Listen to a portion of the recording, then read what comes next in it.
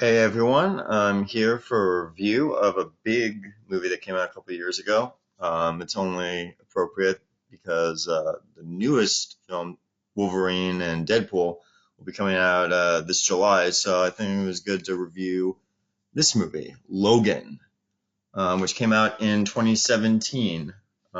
This movie was a big deal for Marvel fans, for Wolverine fans, for at the time being the swan song for Hugh Jackman's Wolverine character.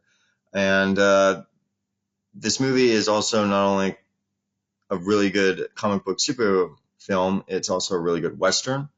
It's a really good story of like a guardian figure protecting a child. And for me, it really made Wolverine a scary character again. The older X-Men movies kind of nerfed his abilities, and he wasn't as, you know, scary or dangerous, and he didn't have any blood in those movies. It was pretty tame, PG-13.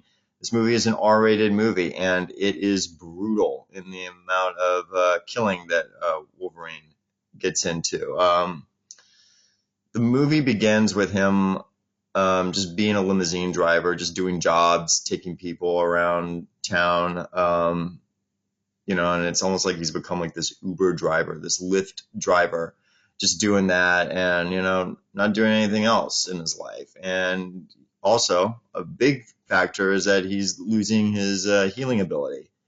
Yeah, it's not as strong as it was back when he was, the Wolverine as a member of the X-Men. And so he has to take into account that.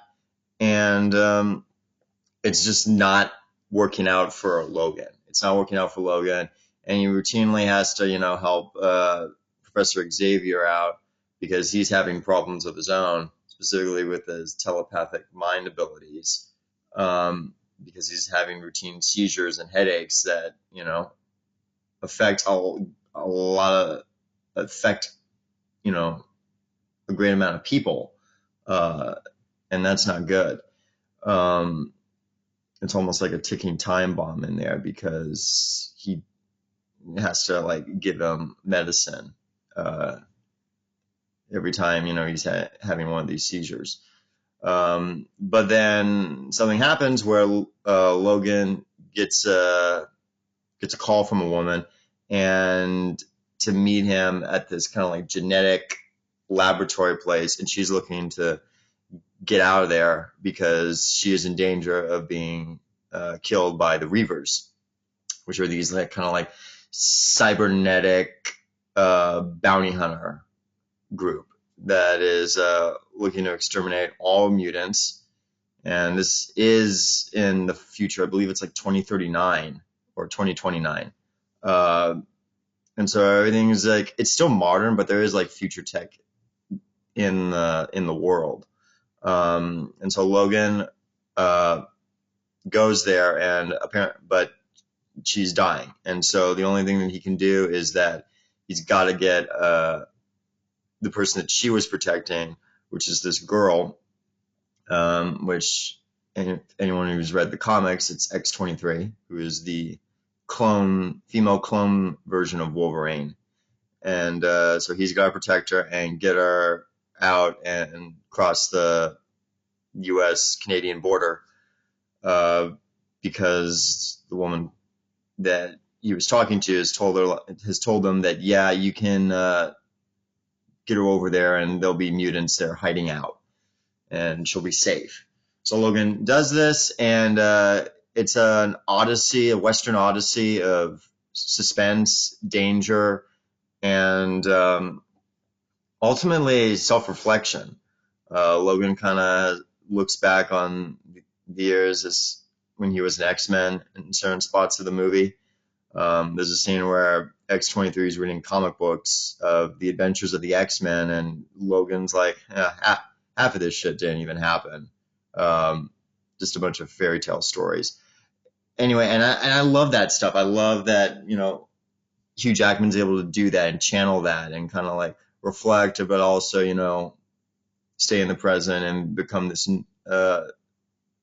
this other version of Logan that we have seen in the comics, and in the comics, but we haven't really seen it in the movies. And we really see like a very brutal and sad Logan, a person that has carried violence with him. And again, this is why I love this movie. It has a lot of nuance to it. It does remind me very much of a Western, and everything about it is just, I put it up there with The Dark Knight. I put it up there with movies like Captain America: The Winter Soldier. Movies that really take a serious approach to the comic book movie. And the music is amazing. The score is amazing, and everything that director James Mangold did to this movie is literally perfect. For me, when it came out in 2017, I believe I gave this movie a 10 out of 10, and it still holds true. I still hold by that score. That is a 10 out of 10 movie, and a movie that you definitely need to check out before you watch Deadpool and Wolverine. And again, like that movie deals with a different variant of Wolverine, but you still got they're gonna have that brutal approach in terms of combat that he's gonna use in that movie, and so you should watch this movie because the kills in this movie are gruesome and crazy, but it's a really great film, and probably I would put it's in my top 10 movies, greatest movies of all time. All right. All right. Click the video, like and subscribe, and yeah, see you around. Bye.